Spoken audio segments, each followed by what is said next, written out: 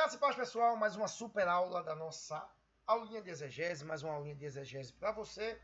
E eu espero que você esteja gostando do curso, tá? Esteja aí aprendendo bastante. Hoje a gente vai falar de organização do material. Ou seja, como é que a gente faz para, de fato, aí fazer exegese, tá bom? Vamos caminhando, né, por conclusão aí das aulas, então a gente precisa agora pensar de forma mais prática, tá bom? Não que isso não seja, né, já vem assim trabalhado. Olha, organize o material dos tópicos, escreva um parágrafo com as informações sobre o autor. Isso aí a gente já viu, né? Dentro de cada parágrafo coloque em ordem os tipos, a gente já viu, gente. Então não esquece, tá? Que isso é importante, tá certo? Deixa eu descer mais um pouquinho. Aqui, ó. Consulte os detalhes. Lembra que a gente falou? A gente não falou disso ainda. Consulte os detalhes. Consulte os comentários, atlas, livro de história para encontrar mais informações sobre os dados que você conseguiu. Gente, não é pecado pegar material de pessoas que não são do nosso segmento, gente. Pelo amor de Deus. Tá? Não seja assim. Se a pessoa foi lá, olha só. Deixa eu aproximar mais a câmera aqui, fica legal. Tá? Se a pessoa foi lá, né? Pesquisou, gente, ele merece ser ouvido, tá? Ah, mas ele não é evangélico, ele não é cristão, não é? Qual o problema?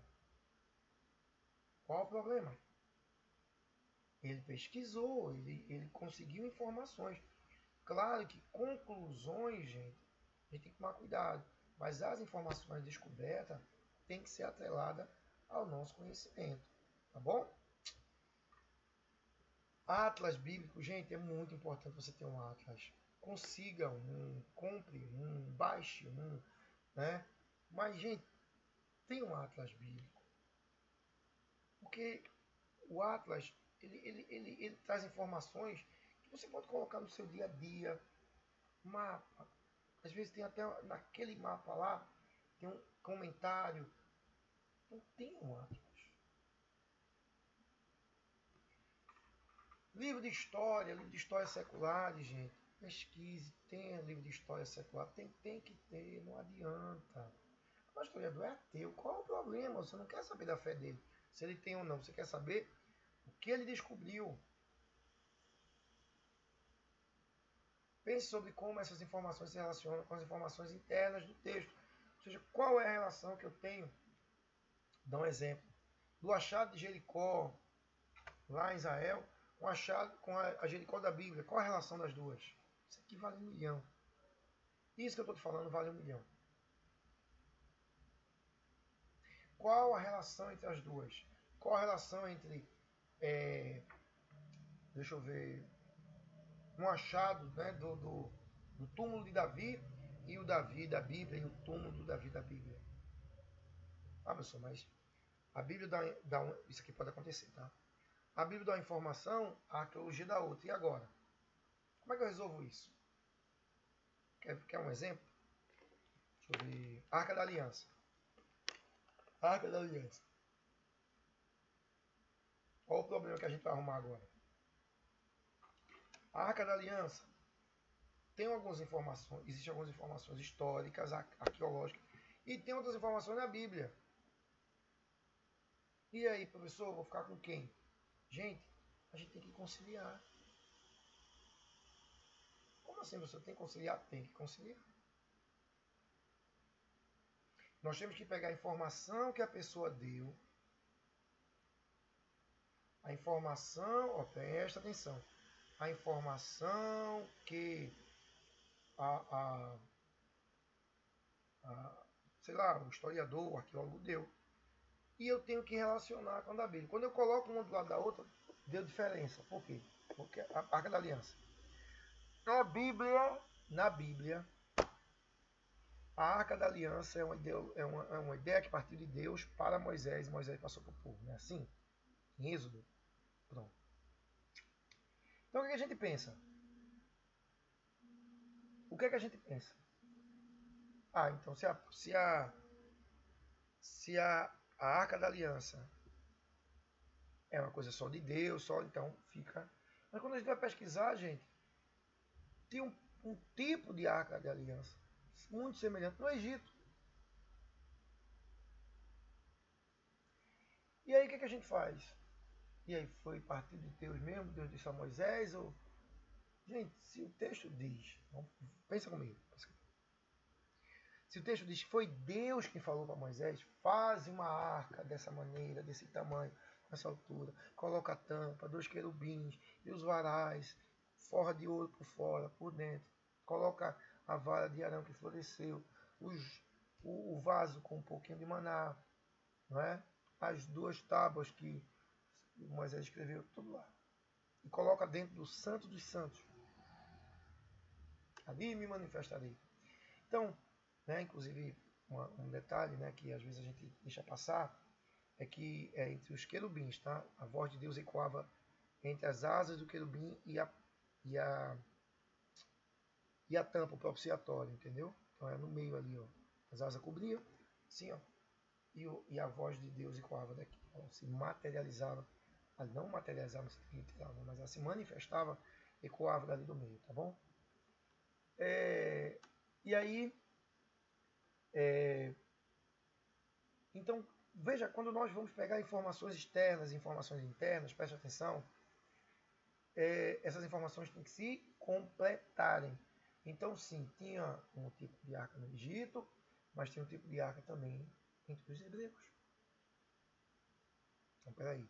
Era normal naquele tempo? Bom, não tão normal, mas nós temos 2 fontes dizendo para a gente que essas caixas estavam relacionadas aos deuses. Entendeu? Você tem que abrir sua mente. Então, quem está certo? Não tem quem está certo. Tem Deus dizendo a Moisés, faz uma arca. Tem o povo lá do Egito fazendo arca. Não tem N respostas que eu posso te dar aqui. Primeira, será que Moisés copiou de lá do Egito e depois no texto escreveu dizendo que foi Deus que deu a ele? Segundo, será que, olha quantas possibilidades que uma exegese. Será que Moisés, será que Deus, porque sabia que a mente do povo ainda estava lá na adoração aos deuses, para ele poder mostrar que era Deus, né? Aceitou copiar algo do Egito para que o povo dissesse, não, se tem uma arca, então é um Deus. Você entendeu? Isso, você vê o Deus Apis aí, né, que é o Deus lá do Egito também, sendo reproduzido pelo povo de Israel, né, ali ao pé do Sinai. Então, gente, cuidado para você não achar que as informações externas são ruins. Não são, gente, elas são colaboradoras. Então, né, sempre aquela coisa, quem copiou quem? Então não tem quem copiou quem. As culturas vão se multiplicando, vão se relacionando. Tá bom? Vai estudando, estuda.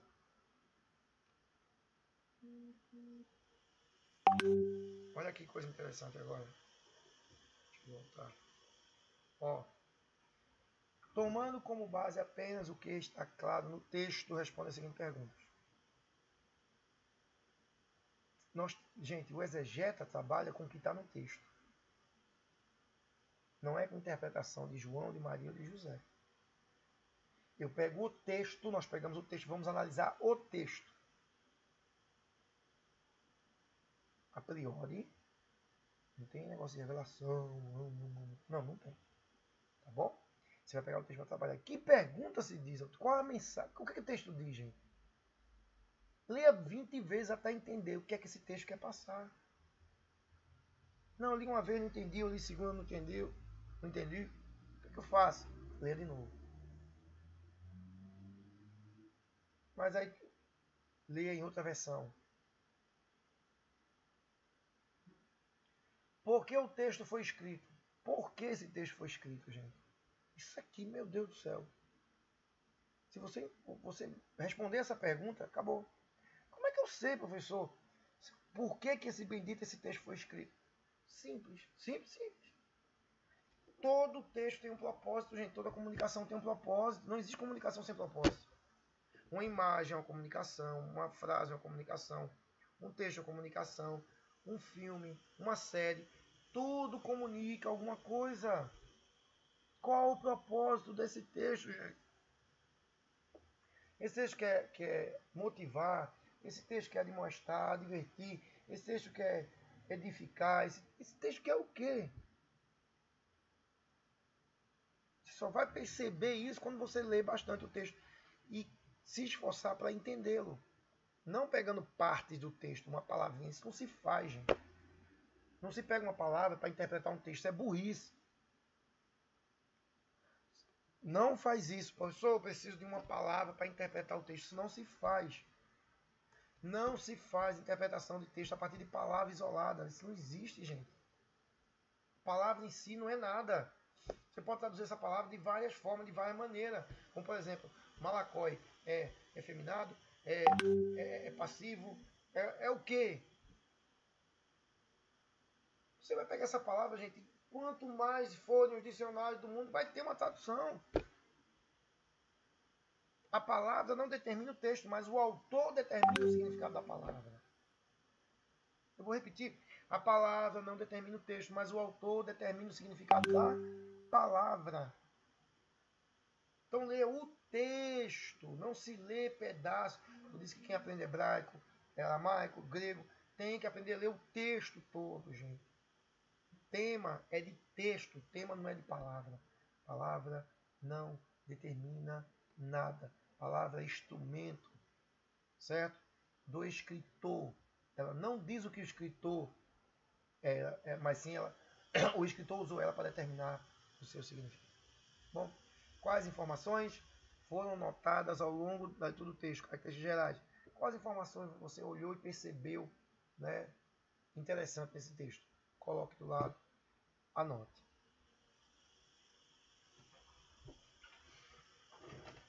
Vamos lá. Tô bravo não, tá, gente?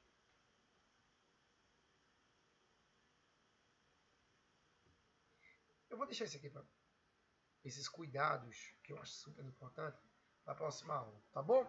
Tô bravo não, tá? Tô apenas dizendo para você, estuda todo, certo? O texto e o autor. Texto e o autor, os dois estão ligados. O texto é a ferramenta do autor pela qual ele expressa seu pensamento. Ele em si não é nada, mas o autor que está por trás dele é que é o idealizador, é quem pensou e colocou no papel. Tá bom? No caso da Bíblia, no pergaminho, no papiro. Ok? Até a próxima aula. Estuda!